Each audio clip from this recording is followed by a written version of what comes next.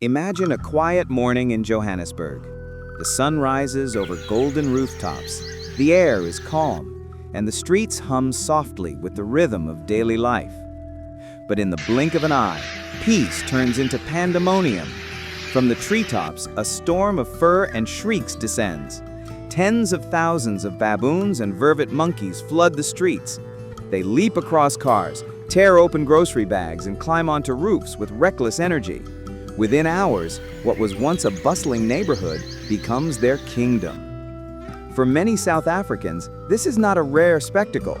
It's a daily reality. And behind the chaos lies a growing crisis that now costs the nation over $25 million each year.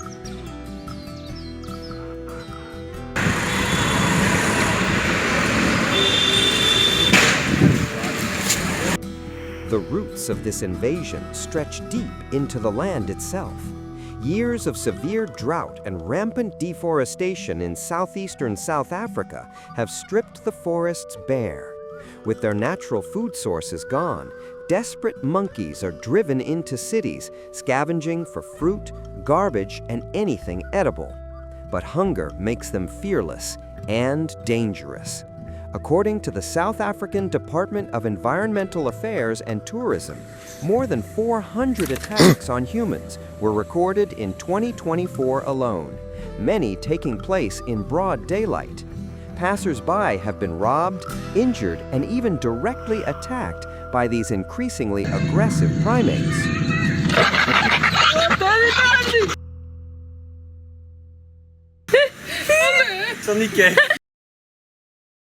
Faced with mounting panic and escalating damage, the government took a drastic step. In early 2024, it authorized controlled hunting of wild monkeys, a measure seen by many as necessary, yet deeply divisive. This was not a sport, officials declared, but a matter of national safety. Only licensed hunters aged 21 or older with proper firearms certification were allowed to participate.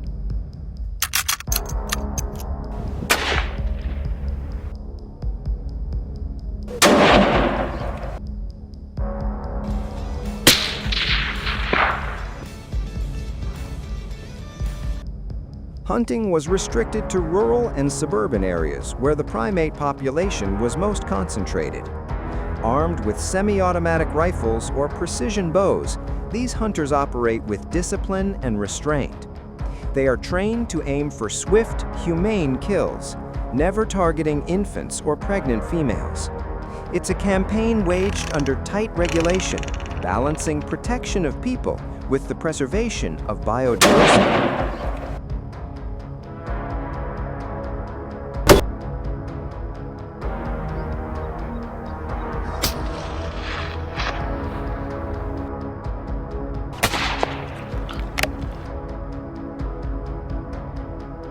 But the battle is far from simple.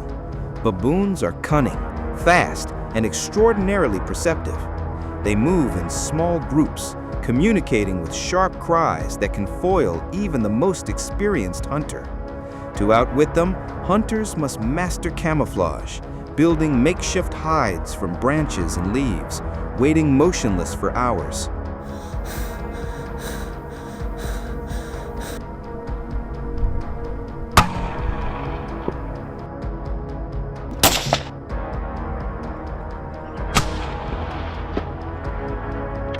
Some prefer the silent precision of bows and arrows, using ripe bananas or mangoes as irresistible bait.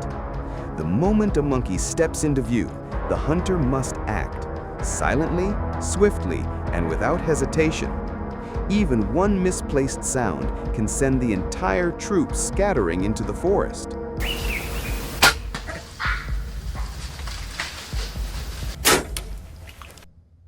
Yet as the campaign intensifies, so does the controversy. Conservationists warn that excessive hunting could shatter delicate ecosystems, driving the species toward local extinction. The debate has split communities between those demanding protection from marauding monkeys and those pleading to safeguard the country's wild heritage.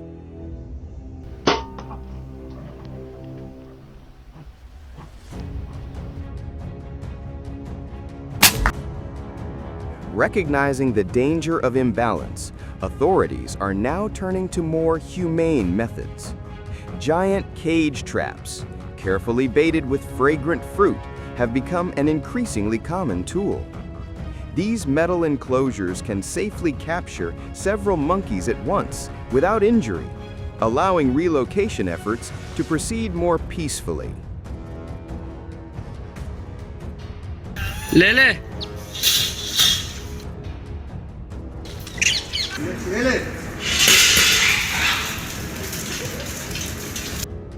South Africa now stands at a crossroads, caught between survival and conservation, fear and empathy. The monkey invasion has forced the nation to confront a painful truth. When nature is pushed beyond its limits, it will inevitably push back. And as dawn breaks again over Johannesburg, the streets stir with uncertainty. Somewhere beyond the city's edge, the forests wait, silent, hungry, and watching.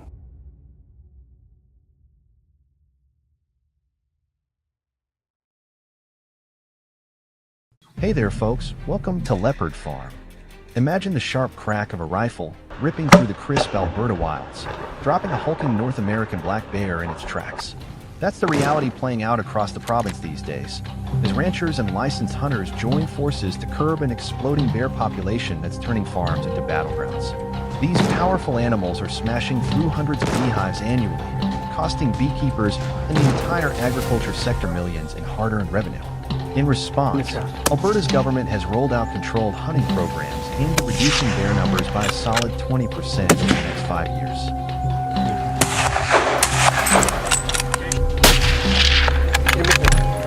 Out in Alberta's vast pine forests, bear hunts have turned into an everyday mission for those pushing back. Prepping for a successful outing takes razor-sharp concentration and serious patience. Veteran hunters craft unbeatable lures, mixing sticky sweet honey with crunchy nuts and rotting fruit, before settling it all inside cocktails. They strategically place these baits next to massive tree stumps or hang them from sturdy branches, luring bears in close without alerting them to the ambush waiting just ahead.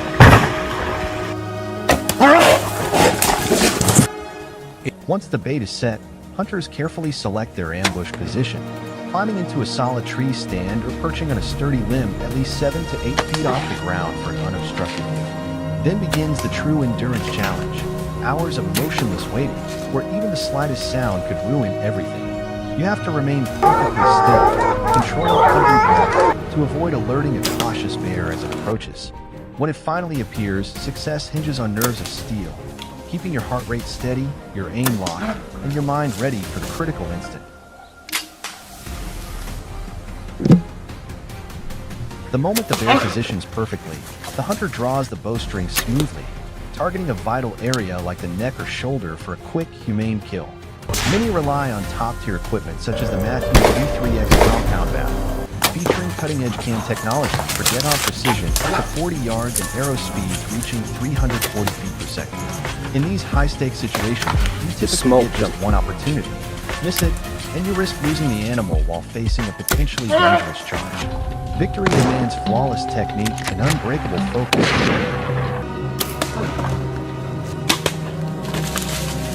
To nail a successful bear hunt, you need to roll in fully equipped with the essentials that give you the edge. Start with top-tier binoculars to scout those sneaky Bruins from a distance, whether they're trudging across a ridge or hunkered down in a draw.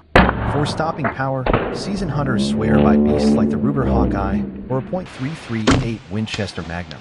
These rifles deliver the knockout blow to anchor a massive bear on the spot. And always keep a rock-solid hunting knife on your belt. It's your ultimate backup when the action turns hairy and personal to the flash.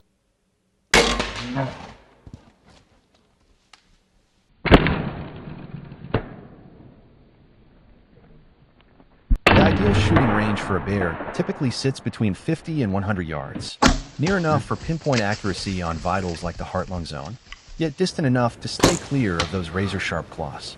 That said, dropping one cleanly often demands follow-up shots, usually 2 or 3 solid hits, based on your placement and the cartridge's raw energy.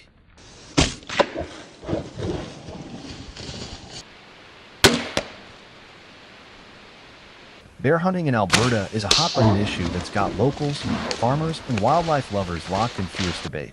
Supporters argue it's a critical way to control exploding bear populations, protect ranchers from devastating crop and livestock losses, and keep families safe from 600-pound predators wandering into backyards. The question is, do you side with the hunters keeping the balance, or champion non-lethal solutions that put the bear's well-being first?